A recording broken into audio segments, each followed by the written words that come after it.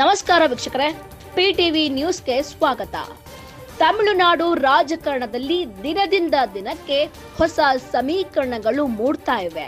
ಈಗ ಡಿಎಂಕೆ ಮತ್ತು ಎಐಡಿಎಂಕೆ ನಡುವೆ ಅಚ್ಚರಿಯ ಮೈತ್ರಿ ಚರ್ಚೆಗಳು ಜೋರಾಗಿವೆ ಎನ್ನುವ ಮಾತುಗಳು ರಾಜಕೀಯ ವಲಯದಲ್ಲಿ ಭಾರಿ ಸಂಚಲನ ಮೂಡಿಸಿವೆ. ಒಂದೆಡೆ ಸ್ಟಾಲಿನ್ ನೇತೃತ್ವದ ಡಿಎಂಕೆ, ಮತ್ತೊಂದೆಡೆ ಎಡಪ್ಪಾಡಿ ಪಳನಿಸ್ವಾಮಿ ನೇತೃತ್ವದ ಎಐಎಡಿಎಂಕೆ ವರ್ಷಗಳ ಕಾಲ ರಾಜಕೀಯ ಎದುರಾಳಿಗಳಾಗಿದ್ದ ಈ ಎರಡೂ ಪಕ್ಷಗಳು ಈಗ ಒಂದಾಗುವ ಸಾಧ್ಯತೆ ಇದೆ ಎಂಬ ಚರ್ಚೆ ಜೋರಾಗಿ ಕೇಳಿ ಬರ್ತಾ ಇದೆ. ಇದಕ್ಕೆ ಮುಖ್ಯ ಕಾರಣ ದಳಪತಿ ವಿಜಯ್ ಅವರ ಟಿವಿಕೆ ಪಕ್ಷದ ಭಾರೀ ಪ್ರಭಾವ.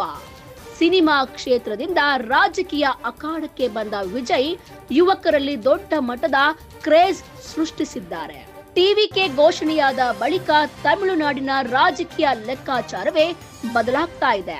ಇತ್ತೀಚಿನ ರಾಜಕೀಯ ಲೆಕ್ಕಾಚಾರದ ಪ್ರಕಾರ ಡಿಎಂಕೆ ಸುಮಾರು 59 ಕ್ಷೇತ್ರಗಳಲ್ಲಿ ಬಲ ಹೊಂದಿದೆ. ಎಐಎಡಿಎಂಕೆ 47 ಕ್ಷೇತ್ರಗಳಲ್ಲಿ ಪ್ರಭಾವವನ್ನು ಉಳಿಸಿಕೊಂಡಿದೆ. ಇನ್ನು 59 ಮತ್ತು 47 ಸೇರಿದ್ರೆ 106 ಕ್ಷೇತ್ರಗಳಲ್ಲಿ ಈ ಒಂದು ಪಕ್ಷಗಳ ಶಕ್ತಿ ಹೆಚ್ಚಾಗಿರುವಂತದ್ದು. ಉಳಿದ ಸಣ್ಣ ಪಕ್ಷಗಳ ಬೆಂಬಲ ಸಿಕ್ಕರೆ ಬೃಹತ್ ಮೈತ್ರಿ ರೂಪುಗೊಳ್ಳುವ ಸಾಧ್ಯತೆ ಇದೆ. ಇನ್ನು ರಾಜಕೀಯ ವಿಶ್ಲೇಷಕರ ಪ್ರಕಾರ ಟಿವಿಕೆ ಅಲೆ ಹೆಚ್ಚಾದ್ರೆ ಮತ ಬ್ಯಾಂಕ್ಗೆ ಹೊಡೆತ ಬೀಳಬಹುದು ಎಂಬ ಆತಂಕ ಎರಡೂ ಪಕ್ಷಗಳಲ್ಲಿ ಕಾಣಿಸ್ತಾ ಇವೆ. ಹೀಗಾಗಿ ದಳಪತಿ ವಿಜಯ್ ಎದುರು ಬಹುಮತ ತೋರಿಸಲು ಡಿಎಂಕೆ ಎಐಡಿಎಂಕೆ ನಡುವೆ ಒಳ ಒಪ್ಪಂದದ ಮಾತುಕತೆ ನಡೆಯುತ್ತಿದೆ ಎನ್ನಲಾಗ್ತಾ ಇದೆ. ಆದ್ರೆ ಈ ಮೈತ್ರಿ ನಿಜವಾಗಿಯೂ ಆಗುತ್ತದೆಯಾ ಅಥವಾ ಇದು ಕೇವಲ ರಾಜಕೀಯ ತಂತ್ರವೇ? ಇನ್ನು ಚುನಾವಣೆಯಲ್ಲಿ ವಿಜಯ್ ಗೆದ್ದು ಬಿಗಿದ್ದಾರೆ.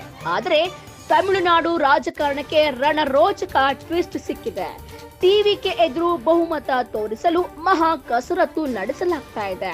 ಡಿಎಂಕೆ ಮತ್ತು ಎಐಎಡಿಎಂಕೆ ಮೈತ್ರಿಯ ಸಾಧ್ಯತೆ ಇರುವುದರಿಂದ ವಿಜಯ್ಗೆ ಸಿಎಂ ಸೀಟ್ ಸಿಗುವುದು ಸ್ವಲ್ಪ ಕಷ್ಟ ಅಂತ ರಾಜಕೀಯ ವಲಯದಲ್ಲಿ ಈಗ ಕೇಳಿ ಬರ್ತಾ ಇದೆ.